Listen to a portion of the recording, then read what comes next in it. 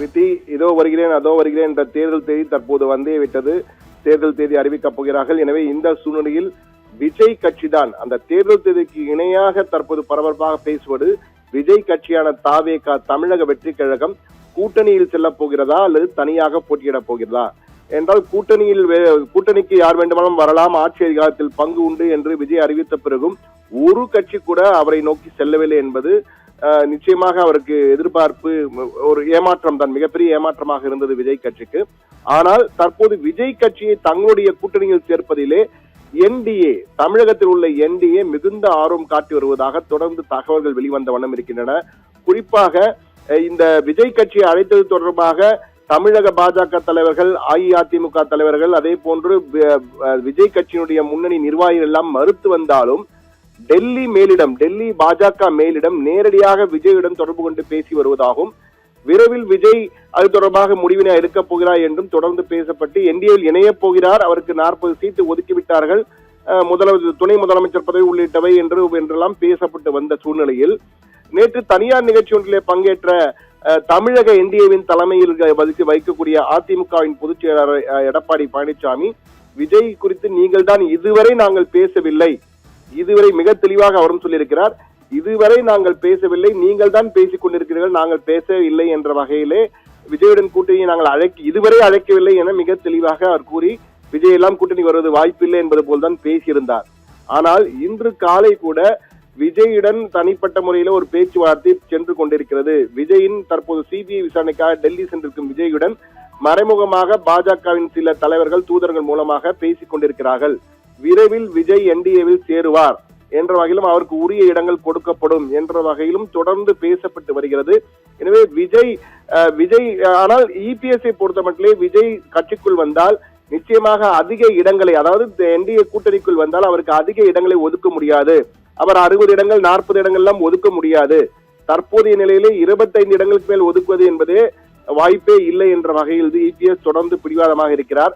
எனவே விஜய் சேர்த்தாலும் குறைந்த இடங்கள் தான் கொடுக்க முடியும் என இபிஎஸ் தெளிவாக இருக்கிறார். ஆனால் விஜயை பொறுத்த மட்டிலே 40 இடங்கள், குறைந்தபட்சம் 40 இடங்கள், 35 40 இடங்கள் எங்களுக்கு தேவை இருந்தால்தான் வர முடியும் என்ற வகையில் விஜய் தரப்பிலே ஒரு கருத்து வைக்கப்பட்டிருக்கிறது.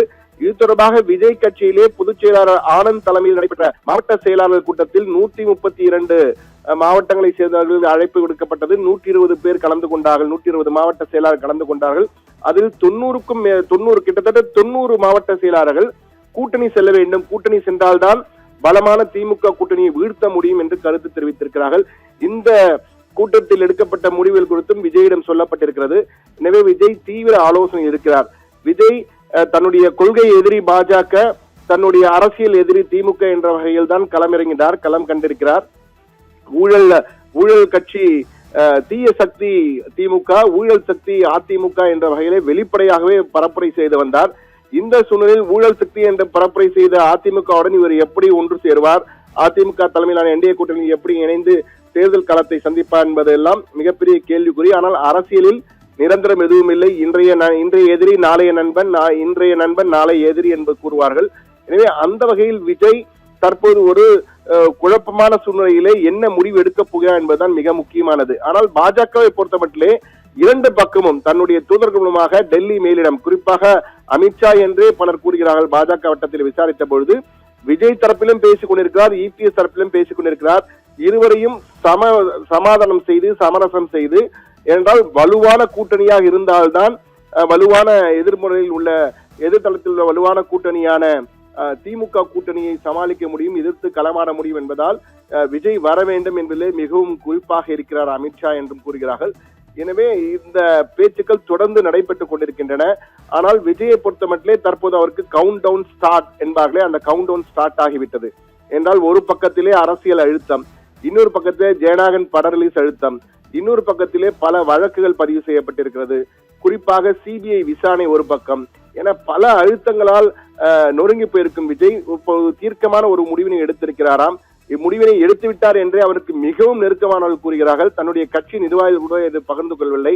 என்றால் விஜயின் முக்கிய ஆலோசகர் ஒருவரான ஜானோ ஆரோக்கியசாமி மிக தெளிவாக தாம் தனித்துதான் போட்டியிட வேண்டும், தனித்து போட்டியிட்டால்தான் கட்சிக்கும் நாம் இந்த கொள்கையுடன் வந்திருக்கிறோம். இந்த தேர்தல் களத்தில் குதித்திருக்கோம். தேர்தல் களம் மட்டுமல்ல, நீண்ட அரசியல் பயணத்திற்காக தாவேகா வந்திருக்கிறது. தற்போது கூட்டணி என்று சென்றுவிட்டால் நம்முடைய பல லட்சியங்கள் சுருக்கப்பட்டுவிடும். இதனால் நாம் இன்னொன்று 100 101 மாறிடுவோம். 100 இருக்க வேண்டுமா, 100 101 மாற வேண்டுமா என்பதை முடிவு செய்ய வேண்டிய கட்டத்திலே இருக்கிறோம் என்று ஜானு ஆரோக்கியசாமி இது போன்ற ஆலோசனைகள் கொடுத்திருக்கிறாராம். எனவே விஜய் தற்போது ஒரு முடிவினை எடுத்து விட்டார்.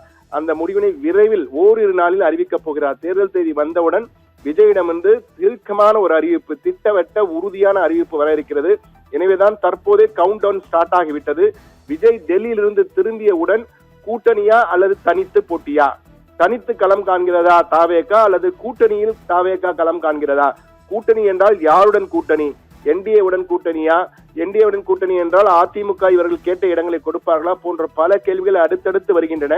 ஆனால் தற்போது மிக முக்கியமான கேள்வி, விஜய் என்ன முடிவு செய்கிறார் என்றால் விஜய் தான் தற்போது மைய பாத்திரம். அந்த மைய பாத்திரம் என்ன செய்ய போகிறது, விஜயின் முடிவு என்ன, அவருக்கு கவுண்ட் டவுன் ஸ்டார்ட் ஆகிவிட்டது.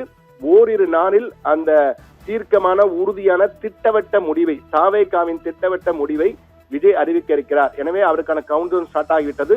எல்லோருடைய எதிர்பார்ப்பும் விஜய் என்ன சொல்ல போகிறார் என்பதுதான் மிக முக்கியமான கேள்வியாக தற்போது எழுந்திருக்கிறது. ரித்தி.